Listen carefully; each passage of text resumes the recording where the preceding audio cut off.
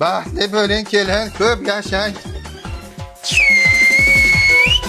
Tog'dan tushmas qor bo'ling dada. Ya kelin ichganmisiz? Deya nastiraydi. Chuchut dada, chuchut. Alkashkina qilib qo'yibman. Ya rahmat kelin.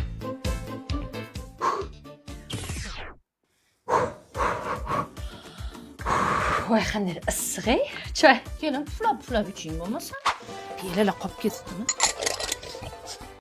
Aroq edimi? Bu eski hunarni yana boshlabdi-da.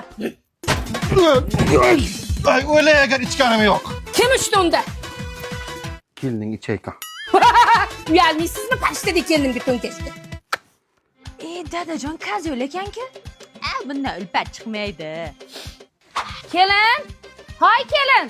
Kelinni ko'rmadingizmi? Kelinmi? Hozirmi? Ha? Chaqirdingizlarmi?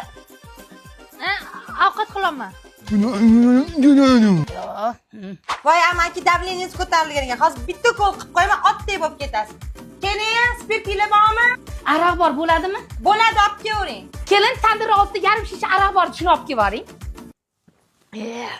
Qolmabdi oyijon. Kelin siz kelib bitta tupurib qo'ying, o'sha ham hisob bo'ladi. Yana sotyaptilar-ku. Najim, uygamsan? Ha, Mahmudga. Va magazinda qarzingni to'la, daftar to'lib ketdi-ku. Qanaqa?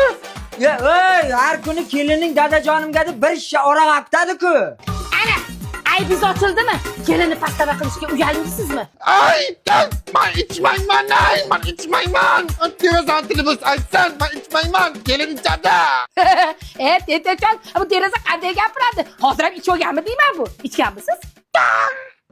Mahmud esing ham ana shu sunnat tugabda kanyaga ichgandik. Qolganni uylansa ichamiz deganik, qolganni turib olib chiqaman hozir men. Abchiq bor. Qayoqda eding men shu?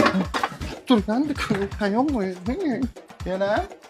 Ko'rganmi yo'q, adajon?